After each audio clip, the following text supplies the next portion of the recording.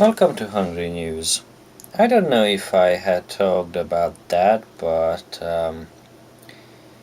I would like to talk about what happens in an average Hungarian holiday.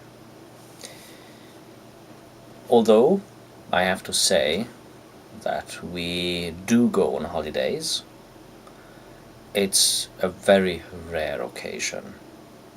But first, let me just define what holiday means.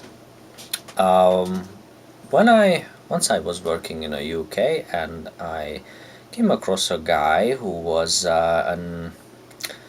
some kind of engineering assistant. Well, not really an engineering with doing drawings, but maintenance. Maybe that's a better word for it, because it was not really just maintenance, but let's just simplify it. He was a maintenance engineering assistant, and he told me he went to holidays in every 2 or 3 months in order to be able to bear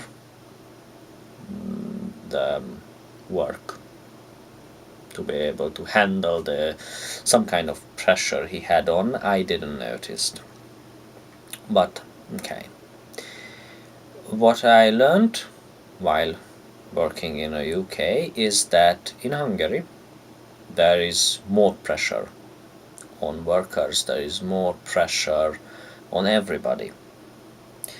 In the UK, which is a good comparison, if you work and if you stumble upon something that you can't really do, for example, because it's so high that you need a bigger ladder and stuff. So it's some kind of unusually hard task you need to complete. And there you have the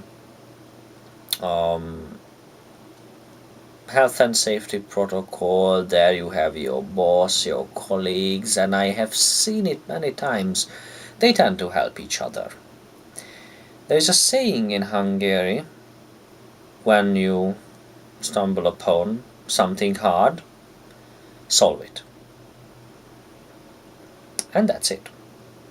So you are sure, you can be sure about one thing: when you get a very hard task, you can be sure that you are alone with it. This creates two things. One, you will be more tense than an average Western European citizen. And second, you need more holidays and vacations, traveling. Does the average Hungarian worker get the proper amount of holidays? No, not even close. Maybe once a year. Maybe once a year the lucky ones can go to Greece. Not if you have a family, because transporting a whole family with 1, 2, or 3 children to another country is like unimaginable. It's so expensive that you can't really do it. If you have a good job, maybe you can. But if you're young and you've got a good education and you are very lucky, because education alone doesn't mean that you can earn a lot of money, and then you may be able to go. If you have, I don't know, 10 or 15 friends and you can get some kind of special deal. I've seen it all the time. If you collect more than 10 people, then you are able to get a discount with a travel agency or with an airline and something like that. I'm not sure, but I have heard of people doing that. So that's about it. Again, if you're lucky, you can go once a year. If you're not lucky, then, well, that sucks. Of course, tension builds up in people. I don't have to say that. I mean, with every normal person does know this, that if you are getting angrier and angrier and angrier, and I believe that's why everybody is increasingly aggressive about this political situation now we are having, because years after years after years you work, you try to save up for a pension, which is a must. So it's prohibited not to pay the pension. It's some kind of national pension system. The country tried to build a private pension system, but in 2011, last year, the government erased it. Perhaps I have talked about this before. If not, then now you know it. It's erased, so we have to pay a lot of taxes, including the pension. And the average, no, the minimal wage in Hungary is about 100,000 forints if you have some kind of diploma and you don't sign a contract which kind of disregards this. Because many of the companies, in order to be able to pay you some money,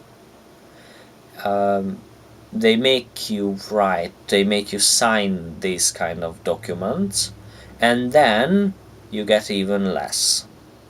You are free to sign this, or you're free to deny it. If you deny it, you don't get the job. So, to be perfectly honest, from the given money, which is very, very small, less than you think or you can feel, then you can't do things. So that's not a biggie. I mean, that's not really a big thing. It's just it's a kind of it's a kind of first world problem, because third world problems are like finding something to drink, and we have things to drink. What I really, really despise about this system is that in a third world country, sometimes people seem happy. In Hungary, people are constantly annoyed by each other. So there is a lot of aggression. And I think that's because of the low wages, the solve it kind of attitude, and obviously the tax system, and that's it. These three are quite enough, I believe. So I hope I was able to add something to that already growing database of yours about Hungary, and thank you again for watching.